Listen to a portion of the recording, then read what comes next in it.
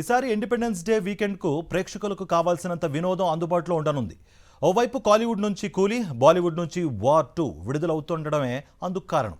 ఇప్పటికే ఈ రెండు సినిమాల టికెట్లు అన్ని హాట్ కేకుల్లా అమ్ముడుపోయాయి. ఇండియన్ సినిమాకు బిగ్గెస్ట్ ఓపెనింగ్స్ అందించేందుకు కౌంట్ డౌన్ మొదలైపోయింది.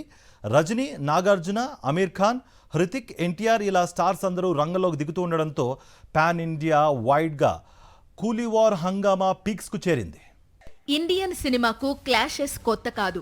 గతంలోనే ఎన్నో రికార్డ్ బ్రేకింగ్ క్లాషెస్ చూసింది. అయితే కూలీ వర్సెస్ వార్ క్లాష్ మాత్రం వాటన్నింటికీ భిన్నం.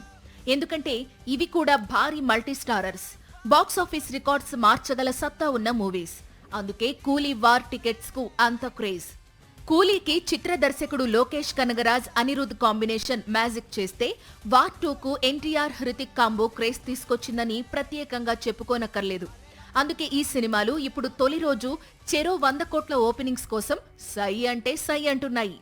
వార్ 2, కూలీ రెండూ కూడా దాదాపు 400 కోట్ల బడ్జెట్తో తెరకెక్కాయి. వరల్డ్ వైడ్ గా చెరో చిత్రం 700 కోట్లు దాటినప్పుడే హిట్ అనిపించుకుంటాయి.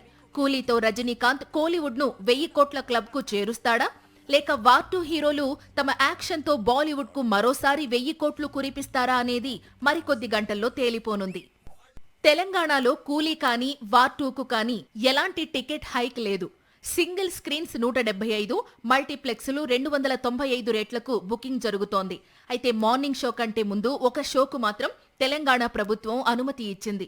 ఆంధ్రప్రదేశ్లో వార్ 2 ఉదయం 5 గంటలకు స్పెషల్ షో పర్మిషన్తో పాటు ఆగస్టు 14 నుంచి 23 వరకు సింగిల్ స్క్రీన్ టికెట్ 75, అలాగే మల్టీప్లెక్స్ల్లో 100 రూపాయలు టికెట్ ధర పెంపునకు ప్రభుత్వం అనుమతి ఇచ్చింది. కూలీకి కూడా ఉదయం 5 గంటలకు స్పెషల్ షో పర్మిషన్తో పాటు ఆగస్టు 14 నుంచి ఆగస్టు 23 వరకు వార్ 2 దారిలో టికెట్ ధరలు పెంచుకునేందుకు అనుమతులు ఇచ్చింది.